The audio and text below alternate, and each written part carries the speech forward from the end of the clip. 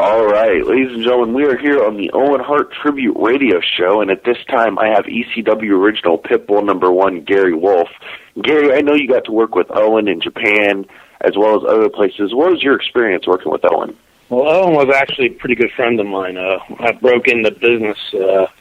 Me and my partner were friends with a lot of guys that came out of the dungeon, and Benoit being one of them, Owen being another one, Jericho being another one. I think Lance was another one.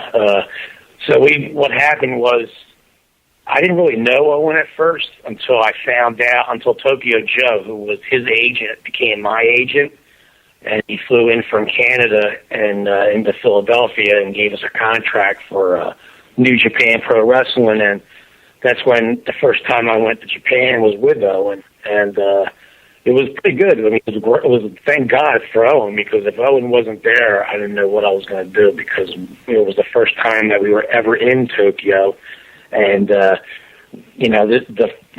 being in Tokyo for the first time and then having they didn't know what to do as far as ordering food or other things, So Owen more or less showed us how to order food and do stuff like that. And I also remembered him. He's always put his family first. I mean, no matter what it was. I don't care if he had 2 nickels in his pocket. He made sure money went home to his family. And then sometimes he wouldn't even eat out with us. He would have his little grill with him, and he would set it up in his room, and he would cook his own food just to save money, just so he could send money to his family. And that's the kind of person Owen was. I mean, I'm not saying he was cheap. He was just very good with his money. Like, he didn't want to waste his money because he knew he had kids, and he figured, once, I know he passed earlier than he should have, way should have, but, he wanted to make sure his family had money, and besides that, I met him a couple times before I went to Japan, because we would work indies. Like, once in a while, I'd see him on the indie circuit, and I'll be like, wow, man, who's this guy? I mean, this guy is just the flips and the wrestling ability that he had and the style that he had as far as moves. I mean, every time I watched him, he would pull out a new move out of his hat. And, and like I said, plus me and my partner, we were both, we were kind of homesick, being in Japan, and, he tried to help us through that. And, he made it, like I said, he was a very, very good guy. And, what happened to him shouldn't have happened to him. I'm still sick to this day that it happened to him. And, I read his wife's book, which I thought was phenomenal. And, he's just a down-to-earth good guy. I mean, if you know him, if you ever had a chance to meet Owen Hart, as far as him being so funny, too, he would, crack jokes all the time and just make it, even if you're miserable on a bus for 8 hours, this guy would turn around and make you laugh. And other people would be like, they're miserable, and next thing you know, you're cracking up laughing and crying practically because he was so funny, But that's the kind of humor, and, that's the way he was. And, I'll never forget him for the rest of my life. And I owe him a lot because, like I said, he showed me a lot. He helped me a lot. And his family, who trained all the wrestlers that I wrestled in the beginning of my career, like the British Bulldogs and guys like that, they helped my career, and I really appreciate them. Now, Owen was a master of pranks. Did he ever get you? Yeah. One time he got me.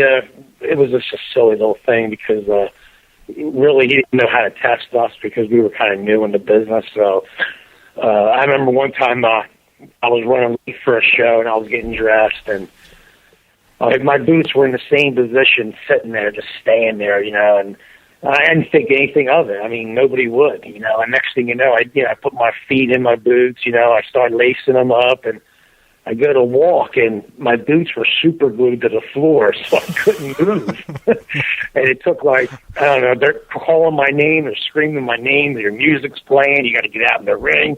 I'm telling them, I can't. my boots are stuck. So I ended up having to take my boots off and wrestle without boots that night.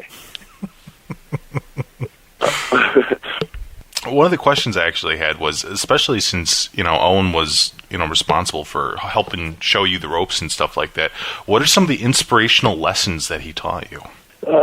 Well, number one is try to save as much money as you can. Mm-hmm.